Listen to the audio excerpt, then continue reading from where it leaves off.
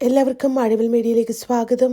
ആദ്യമായിട്ടാണ് നമ്മുടെ ചാനൽ കാണുന്നതെങ്കിൽ സബ്സ്ക്രൈബ് ചെയ്യാൻ മറക്കല്ലേ. ഈ അടുത്ത് നടന്നൊരു സംഭവം നമുക്കെല്ലാവർക്കും അറിയാം.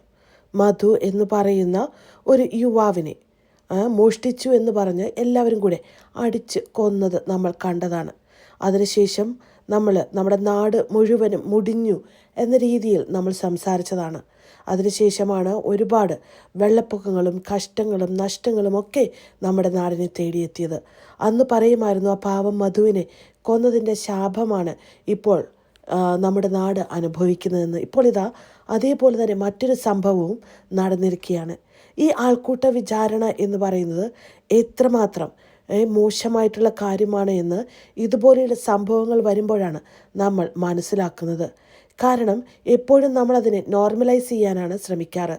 ബിഗ് ബോസ് എന്ന് പറയുന്ന ആ ഒരു ഷോയ്ക്കുള്ളിലും അനുമോളും കൂട്ടരും എല്ലാവരും കൂടെ ചേർന്നിട്ട് ഒരു ആൾക്കൂട്ട വിചാരണ നടത്തിയിരുന്നു. അന്ന് എല്ലാവരും കൂടെ അത് നല്ലതാണെന്ന രീതിയിലാണ് സംസാരിച്ചത്. പക്ഷെ അത് എത്രമാത്രം മോശമാണെന്ന് ഈ ഓരോ സംഭവങ്ങളുമാണ് നമുക്ക് കാണിച്ചു തരുന്നത്. മോഷ്ടാവല്ല, 2 കുഞ്ഞുങ്ങളുടെ അച്ഛനാണ്.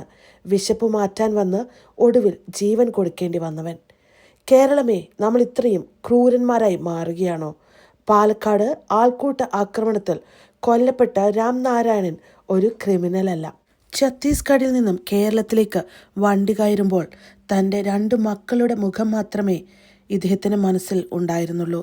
ആ കുടുംബം പട്ടിണിയില്ലാതെ കഴിയാൻ വേണ്ടിയിട്ടാണ് കേരളത്തിലെത്തിയത്. വെറും 4 ദിവസം മുമ്പ് മാത്രം കേരളത്തിലെത്തിയ രാംനാരായണന് ഇവിടുത്തെ വഴികളോ ഭാഷയോ ഒന്നും തന്നെ അറിയില്ലായിരുന്നു. വഴിതെറ്റി എവിടെയോ ചെന്നുപെട്ടതാവാം. പക്ഷേ നമ്മൾ വിധിച്ചത് മരണമാണ്. നാട്ടിലൊരു പെറ്റി കേസിൽ പോലും പ്രതിയല്ല. യാതൊരു മാനസിക പ്രശ്നവുമില്ല. ആ ജോലി ഇഷ്ടപ്പെടാത്തതുകൊണ്ട് നാട്ടിലേക്ക് മടങ്ങാനും ഇരിക്കുകയായിരുന്നു. നെഞ്ചുപൊട്ടിയ ബന്ധുക്കൾ പറയുന്നത് കേൾക്കാതെ പോകരുത്. ഒരു തെറ്റും ചെയ്യാത്ത വഴിതെറ്റിപ്പോയ ഒരു പാവം മനുഷ്യനെ സംശയത്തിൻ്റെ പേരിൽ തല്ലിക്കൊന്നപ്പോൾ അനാഥമായത് ഒരു കുടുംബവും 2 പിഞ്ചു കുഞ്ഞുങ്ങളുമാണ്. സങ്കടം തോന്നുന്നു, ഒപ്പവും വല്ലാത്ത ഒരു ലജ്ജയും. സംസ്കാര സമ്പന്നരെന്നും അതേപോലെ തന്നെ 100% സാക്ഷരതയുള്ള സംസ്ഥാനമെന്നുമൊക്കെ വീമ്പ് പറയുന്ന നമ്മൾ ചെയ്ത ഒരു ക്രൂരകൃത്യമാണിത്. പേ പിടിച്ച ഒരു നായ്ക്കുട്ടിയെ തല്ലിക്കൊല്ലുന്ന ലാഘവത്തോടെ എങ്ങനെയാണ് മനുഷ്യരെ തല്ലിക്കൊല്ലാനായിട്ട് പറ്റുന്നത്? നിന്നെപ്പോലെ തന്നെ ചോരയും നീരുമൊക്കെയുള്ള ഒരു പാവം മനുഷ്യനല്ലേ ഈ കിടക്കുന്നത്? എത്രമാത്രമാണ് മനുഷ്യൻ്റെ മനസ്സിലെ ക്രൂരത വളർന്നിരിക്കുന്നത്.